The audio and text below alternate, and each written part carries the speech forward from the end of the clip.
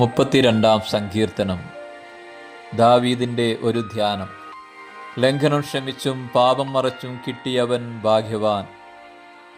യഹോവ അകൃത്യം കണക്കിടാതെയും ആത്മാവിൽ കപടമില്ലാതെയും ഇരിക്കുന്ന മനുഷ്യൻ ഭാഗ്യവാൻ.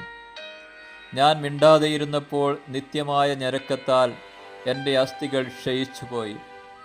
രാവും പകലും നിന്റെ കൈ എൻ്റെ മേൽ ഭാരമായിരുന്നു. എൻ്റെ മജ്ജ വേനൽക്കാലത്തിലെ ഉഷ്ണത്താൽ എന്ന പോലെ വറ്റിപ്പോയി.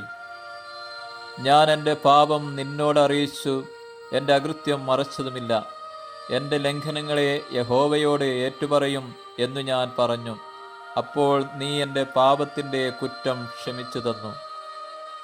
ഇതു നിമിത്തം ഓരോ ഭക്തനും കണ്ടെത്താകുന്ന കാലത്ത് നിന്നോട് പ്രാർത്ഥിക്കും. പെരുവെള്ളം കവിഞ്ഞു വരുമ്പോൾ അത് അവൻ്റെ അടുക്കലോളം എത്തുകയില്ല. നീ എനിക്ക് മറവിടമാകുന്നു. നീ എന്നെ കഷ്ടത്തിൽ നിന്ന് സൂക്ഷിക്കും. രക്ഷയുടെ ഉല്ലാസഘോഷം കൊണ്ട് നീ എന്നെ ചുറ്റിക്കൊള്ളും.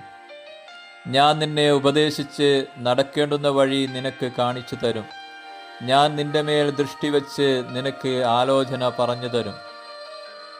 നിങ്ങൾ ബുദ്ധിയില്ലാത്ത കുതിരയെയും കോവർ കഴുതയെയും പോലെയാകരുത്. അവയുടെ ചമയങ്ങളായ കടിഞ്ഞാണും മുഖപ്പട്ടയും കൊണ്ട് അവയെ അടക്കി വരുന്നു. അല്ലെങ്കിൽ അവ നിനക്ക് സ്വാധീനമാകയില്ല. ദുഷ്ടന് വളരെ വേദനകളുണ്ട്. യഹോവയിൽ ആശ്രയിക്കുന്നവനെയോ ദയ ചുറ്റിക്കൊള്ളും.